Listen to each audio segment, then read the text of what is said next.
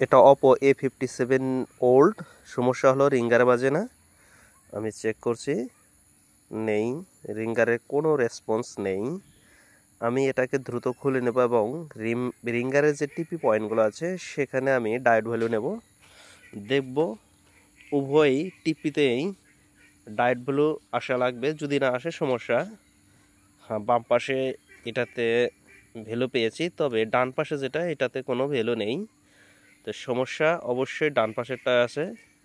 আমি আরও একবার দেখছি, না কোনো ভ্যালু নেই।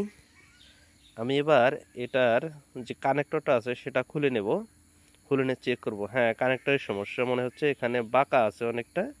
আমি এগুলো প্রথমে স্ট্রেট করে দিলাম এবং আবার ফিক্স করে দিয়ে এবার এই রিঙ্গার টিভিতে সেকেন্ড টাইম চেক করব। হ্যাঁ, এবার কিন্তু সমস্যাটা মিটে গেছে, অর্থাৎ রিডিং চলে আসছে।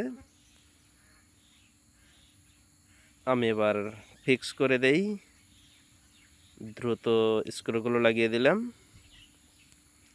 এবং ব্যাটারিটা ইনস্টল করে চেক আপ দেব।